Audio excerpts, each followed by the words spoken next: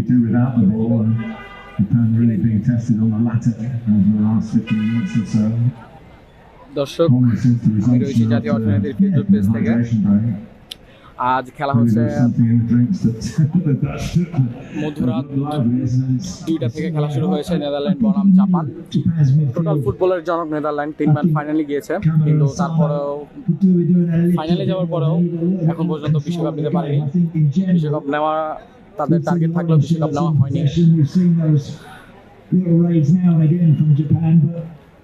কি আশা এবার, কি চ্যাম্পিয়ন হবে কিনা নেদারল্যান্ড?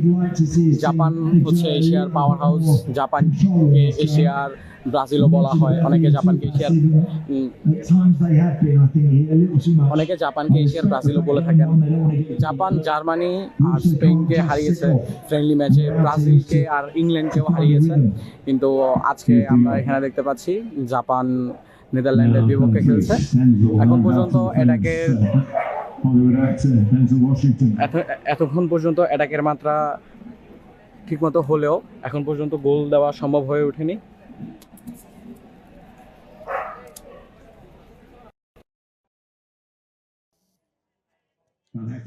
তো আমরা এখানে কিছু দর্শক রয়েছেন যারা আজকের এই ম্যাচটি উপভোগ করতে এসেছেন।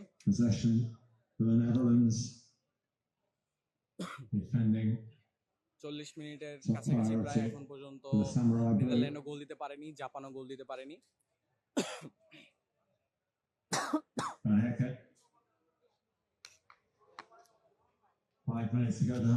দর্শক, এখানে কিছু উৎসুক জনতা রয়েছেন, ফ্যান রয়েছেন, তাদের সাথে একটু কথা বলতে চাই। আচ্ছা ভাই, আসসালামু আলাইকুম, কেমন আছেন? আচ্ছা ভাই, আপনি কোন দলের সাপোর্টার? আমি বেসিক্যালি ব্রাজিল। আজকে এখানে এখন তো খেলা হচ্ছে নেদারল্যান্ড বনাম জাপানের, তো আজকে এখানে আসার কারণ? বেসিক্যালি সারাদিন ডিউটি করে আসলে একটু মাইন্ড রিল্যাক্সের প্রয়োজন, সেই জন্য আসলে খেলা দেখতে আসে। আর যেহেতু নিজ মিডিয়া জগতের মানুষ, তো আসলে বিভিন্ন তথ্য কালেকশন করতে তো ভালোই লাগে, সেই জন্য আসলে খেলা দেখতে আসে। কি ভাবছেন আজকে এই যে খেলা হচ্ছে নেদারল্যান্ড বনাম জাপান? নেদারল্যান্ডকে বলা হয় যে ফুটবলের রাজা বলা হয় হচ্ছে, আর জাপানকে বলা হয় এশিয়ার ব্রাজিল। তো কি ভাবছেন কোন দল জিততে পারে? আসলে যেহেতু 40 মিনিট খেলা চলমান এবং প্রায় প্রথমার্ধের খেলা শেষের পর্যায়ে, তো প্রথম থেকেই যেহেতু খেলার যে অংশগুলো দেখলাম তাতে মনে হলো যে আপনার নেদারল্যান্ড এখন পর্যন্ত অ্যাটাকিং এ এগিয়ে আছে, এবং নেদারল্যান্ডের যে অ্যাটাকগুলো তারা বেশ প্রথম থেকেই কিন্তু খুব আগ্রাসন ভূমিকা পালন করেছে খেলার ক্ষেত্রে। আর আরেকটা বিষয় যদি একটু জানাই যে আপনার এই যে জাপানের সাথে আজকে যে খেলাটা চলমান, জাপানের সাথে এই খেলাটা কিন্তু বেশ উত্তেজনামূলক। আমরা দেখছি যে মাঠে যারা নেদারল্যান্ড সমর্থক যারা রয়েছেন তারা কিন্তু তাদেরকে উচ্ছ্বাসিতভাবে সমর্থন দিয়ে যাচ্ছে। দুই দলই ভালো খেলছে, তবে যেহেতু নেদারল্যান্ড অনেক ভালো একটা স্ট্রং টিম, সেই জায়গা থেকে মনে হয় যে নেদারল্যান্ডের জেতার সম্ভাবনা রয়েছে।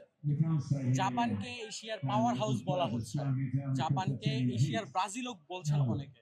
কি ভাবছেন জাপান কেমন খেলবে? অবশ্যই জাপান ভালো খেলে, বা জাপান দীর্ঘদিন যাবত ভালো খেলছে। তবে জাপানের কিছু বিষয়, যেমন আপনার আমার কাছে যেটা মনে হয়েছে যে জাপানের যে ফরওয়ার্ডে যারা খেলে তারা কিছুটা আসলে একটু দুর্বল আছে, এবং মিডফিল্ডার যারা তারা অনেকটা দুর্বল। সেই কারণে এই টিমটার আমার কাছে মনে হয়েছে একটু দুর্বল টিম, যার কারণে ওরা কিন্তু খুব একটা অ্যাটাকিং এ যেতে পারেনি। এবং সেই দিক থেকে তুলনামূলকভাবে নেদারল্যান্ডের যে টিমটা, তাদের ফরওয়ার্ড বলেন, মিডফিল্ডার বলেন বা ডিফেন্স বলেন, তিনটাই যথেষ্ট স্ট্রং। সেই দিক থেকে আমার মনে হচ্ছে যে নেদারল্যান্ড এখন পর্যন্ত এগিয়ে রয়েছে। আচ্ছা, আপনি যেহেতু একজন ব্রাজিল সমর্থক হয়েও আজকে এই ম্যাচটি দেখতে এসেছেন, কি ভাবছেন কোন দল এবার বিশ্বকাপে কোন দল জিততে পারে? যেহেতু ব্রাজিল সমর্থক, সেদিক থেকে অবশ্যই আমি ব্রাজিলকে সাপোর্ট করব। তবে যদি ব্রাজিল কোনোভাবে মিস করে, সেক্ষেত্রে আমার মনে হয় যে এবার অন্তত একটু পর্তুগালের চান্স আছে, কারণ পর্তুগালের এবার যে টিমটা তারা যথেষ্ট স্ট্রং একটা টিম। এবং আমরা দেখেছি যে এর আগে যে গ্রুপ পর্বের আগে যখন বিশ্বকাপ শুরু হওয়ার পূর্বে যে প্রস্তুতি ম্যাচগুলো, সেখানে কিন্তু পর্তুগাল যথেষ্ট ভালো খেলেছে। এবং এর পাশাপাশি জার্মানিকে, যেহেতু আজকে একটু আগে জার্মানির খেলা হয়েছে, জার্মানির খেলাতে আপনারা দেখেছেন যে জার্মানিতে 7-1 গোলে কিন্তু একটা বিশাল ব্যবধানে হারিয়েছে বিপরীত দলকে। তো সেই জায়গা থেকে জার্মান এবং পর্তুগালের অবস্থান খুবই স্ট্রং। আমরা দেখতে পেয়েছি, আপনি যেহেতু বললেন জার্মানি খেলার কথা, জার্মানি ক্রোয়েশিয়াকে 7-1 গোলে মানে হারিয়েছে। ক্রোয়েশিয়ার কিন্তু আজকে এটা প্রথম ম্যাচ ছিল, বিশ্বকাপ নিয়ে আজকে ক্রোয়েশিয়ার প্রথম ম্যাচ ছিল। আজকে ক্রোয়েশিয়া প্রথম ম্যাচে একটি গোল করতে পেরেছে, এটাকে আপনি মানে কেমন চোখে দেখছেন? অবশ্যই একটা নতুন দল বা প্রথম ম্যাচ হিসেবে তারা যথেষ্ট ভালো চেষ্টা করেছে, এবং জার্মানের মতো একটা টিমকে তারা যে একটা গোল পরিশোধ করতে পারছে, এটা অনেক কিছু। মানে নতুন দল হিসেবে এটা তাদের জন্য অনেক বড় একটা পাওয়া। অ্যাজ ইউজুয়ালি আমরা প্রথম যে খেলাটা দেখেছি তাতে আমরা ধরে নিয়েছিলাম 7 গোল হলেও হয়তোবা তারা গোল পরিশোধ করতে পারবে না, কিন্তু সেই জায়গা থেকে তারা একটা গোল পরিশোধ করেছে, এটা যথেষ্ট ভালো খেলার পরিচয়, এবং অদূর ভবিষ্যতে তারা যথেষ্ট ভালো খেলবে আমরা আশা করছি। আজকের এই ম্যাচের পরে কি মনে হচ্ছে জার্মান সাপোর্টার বা হচ্ছে মানে যারা হচ্ছে, আমরা আমরা সবসময় দেখে এসেছি যেহেতু জার্মান ব্রাজিলকে 7-1 গোলে হারিয়েছিল, মানে আমরা আগেও দেখে এসেছি, তারপর থেকে আর্জেন্টিনা সাপোর্টাররা ব্রাজিল সমর্থকদেরকে একটু হেয় করে কথা বলতো, তাদেরকে 7-up বলতো। আপনার কি মনে হচ্ছে আজকের এই ম্যাচের পরে কি যে বিপরীত দল খেলেছে তাকেও কি মানে একটু হেয় করে কথা বলতো? দেখেন, আসলে এটা আসলে খেলার একটা অংশ বা মজার একটা ছল, যে বন্ধু বান্ধব এক জায়গায় বসলে যারা আর্জেন্টিনা সাপোর্টার তারা ব্রাজিল সাপোর্টারদেরকে 7-up বলে। কিন্তু আসলে দেখা যাচ্ছে কি, দেখেন প্রত্যেকটা খেলার ভেতরেই কিন্তু আসলে হার জিত থাকবে, এটা স্বাভাবিক। এবং বিপরীত পক্ষের কাছে গোল খাওয়া, ফুটবলের মজা হচ্ছে গোল। যেই গেমে যত বেশি গোল হবে তত বেশি মজা। এখন দেখা যাচ্ছে যে আমরা যেমন যারা ব্রাজিল সাপোর্টার, তারাও কিন্তু অ্যাজ ইউজুয়ালি আর্জেন্টাইন সাপোর্টার যারা, তাদেরকে কিন্তু আমরা বলি যে হাত দিয়ে গোল করা মানুষ। তো আসলে হাত দিয়ে গোল করেছে, এটাও এক ধরনের যেমন অফেন্স, আবার মানসিকভাবে একটা মানুষকে যখন আপনি হেয় করছেন, এটাও এক ধরনের অফেন্সে গণ্য হয়। তারপরে দেখা যাচ্ছে অনেক সময় বন্ধু বান্ধব একসাথে যখন হয়, এটা আসলে মজার একটা অংশ হিসেবে আমরা গণ্য করি। আপনাকে অসংখ্য ধন্যবাদ কথা বলার জন্য। দর্শক, আমরা জানতে পারলাম এখানে একজন ব্রাজিল সমর্থকের সাথে আমরা কথা বলে জানতে পেরেছি যে আজকের যেই ম্যাচটি হয়েছে, জার্মান বনাম ক্রোয়েশিয়ার যে ম্যাচটি হয়েছে, সেই ম্যাচটি হওয়ার পরে যখন জার্মান 7-1 গোলে যখন ক্রোয়েশিয়াকে হারিয়ে দেয়, তারপর থেকে অনেকের মুখে আমরা শুনতে পেয়েছি যে 7-up 7-up 7-up। তারপরেও অনেকে বলছেন যে এখন কখনো ক্রোয়েশিয়াকে ছোট করে দেখা হবে না, কারণ ক্রোয়েশিয়া সর্বপ্রথম যে ম্যাচে এসে, বিশ্বকাপের মঞ্চে এসে জার্মানের মতো একটা হাই টিমকে একটি গোল দিতে সক্ষম হয়েছে। তারা বলছেন যে আজকের যে ম্যাচটি ছিল, সেই ম্যাচটিতে কোনো ধরনের হেয় করে কথা বলা হবে না। দর্শক, আমরা দেখতে পাচ্ছি হাফ টাইম দিয়ে দিয়েছে প্রায় নেদারল্যান্ড বনাম জাপান। এখন পর্যন্ত নেদারল্যান্ড গোল দিতে পারেনি, এখন পর্যন্ত জাপানও গোল দিতে পারেনি। তো চলুন, কিছু এখানে আমরা ব্রাজিলের সমর্থকও দেখতে পাচ্ছি, আর্জেন্টিনার সমর্থকও দেখতে পাচ্ছি। আচ্ছা ভাইয়া, একটু কথা বলবো। ভাইয়া, আপনি তো ব্রাজিল সাপোর্টার, তাই না? আপনি তো ব্রাজিল সাপোর্টার, হচ্ছে আজকের এই খেলা মানে দেখতে আপনি এখানে আসছেন। ভাই, আমার বন্ধু হচ্ছে জাপান সাপোর্টার, আমরা ওকে সাপোর্ট দেওয়ার জন্য সবাই এখানে আর কি একত্রিত হয়েছি। তো খেলা আসলে ভাই কোনো দলের মধ্যে সীমাবদ্ধ না। ব্রাজিল সাপোর্টার হয়ে যে অন্য দলের খেলা দেখা যাবে এরকম তো মানে নেই। আমরা উপভোগ করছি খেলাটাকে আসলে। আচ্ছা, কি মনে হচ্ছে কোন দল জিততে পারে?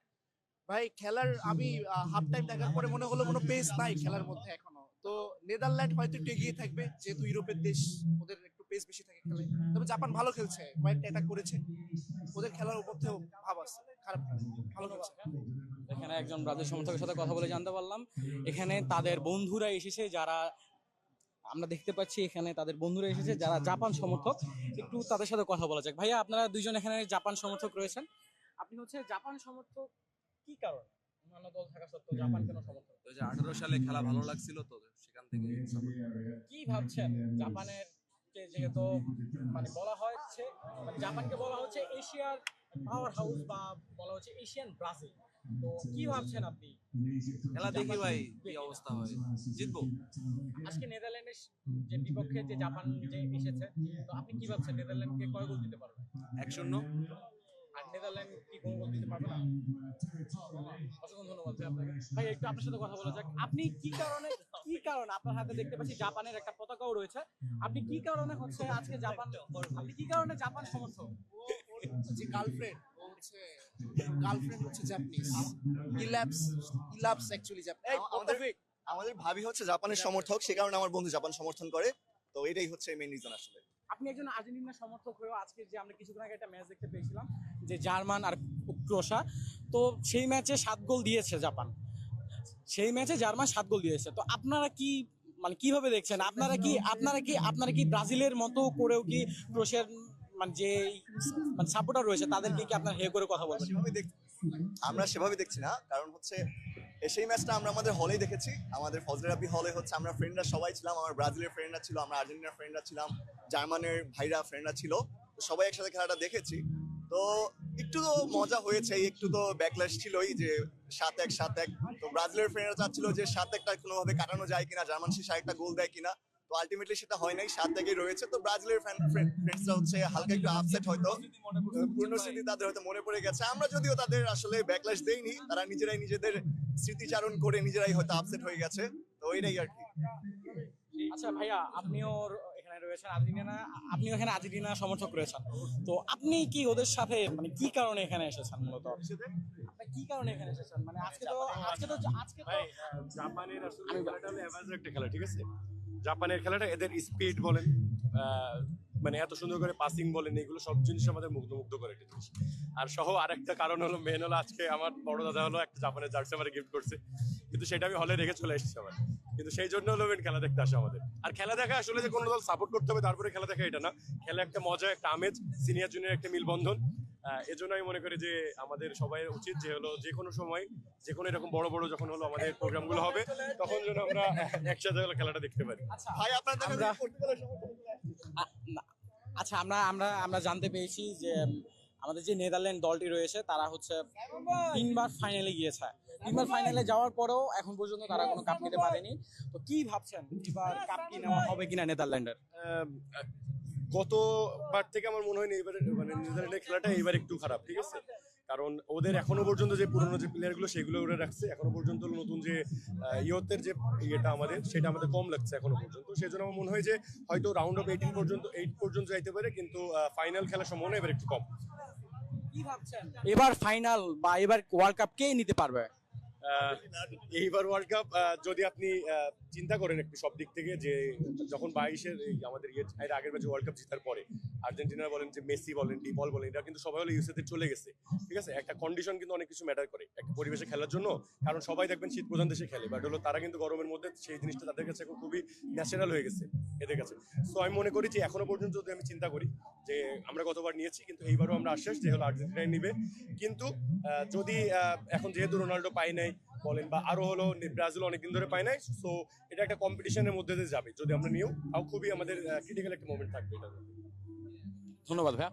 ভাইয়া, আপনার জাপান সমর্থক করার কি কোনো ধরনের ইউনিক কোনো কারণ আছে কিনা? এই কারণ নাই ভাই, এই কারণ বলা যাবে না।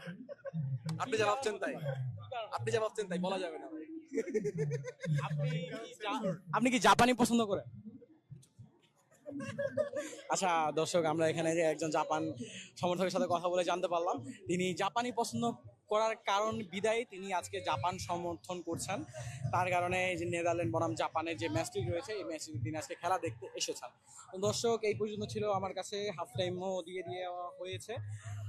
খেলার আজকের এই নেদারল্যান্ড বনাম জাপানের খেলার দিকে চোখ রাখতে আমার সাথে যুক্ত থাকুন জাতীয় অর্থনীতির ফেসবুক পেজ থেকে। আমি মেহরাব হোসেন, সবাইকে ধন্যবাদ।